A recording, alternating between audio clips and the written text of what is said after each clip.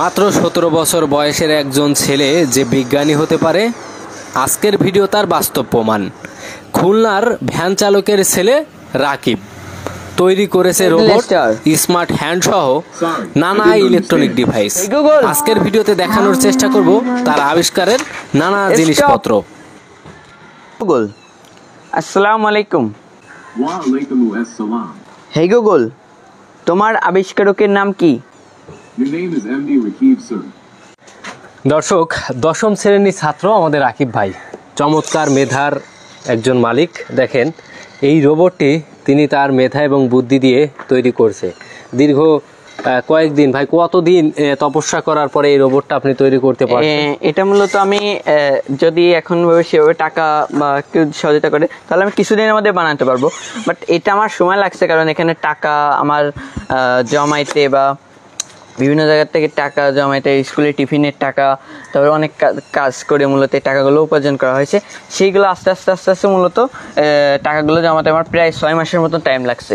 এইটা দ্বারা আর কি কি কাজ হবে? এই যে মানুষ রূপে একটা রোবট আপনি তৈরি করছেন, এটা কি কি কাজ হবে মূলত? কেন আপনি এটা তৈরি করলেন?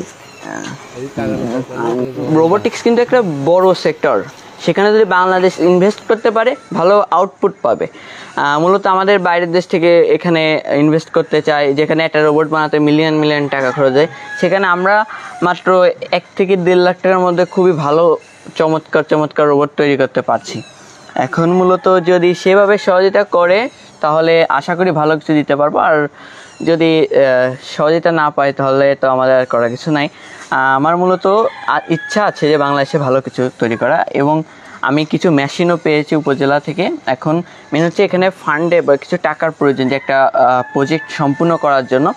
এখন আশা করি আস্তে আস্তে এদিকে এগিয়ে যাব এবং ভালো কিছু উপহার দিতে পারবো। রাকিব ভাই, এই রোবটটা বানাইতে আপনার কত টাকা খরচ হয়েছে?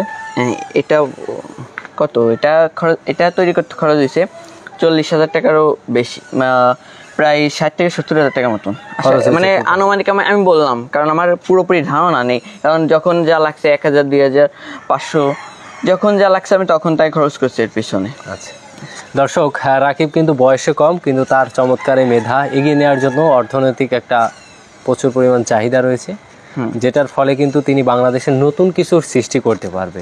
এই ধরনের প্রতিভাবান ব্যক্তি, এই ধরনের মেধার মানুষগুলো যাতে বাংলাদেশে আগামী দিনে অর্থনৈতিক ক্ষেত্রে এবং এই নতুন প্রযুক্তির আবিষ্কারে এগিয়ে যেতে পারে, সবাই তার জন্য দোয়া রাখবেন।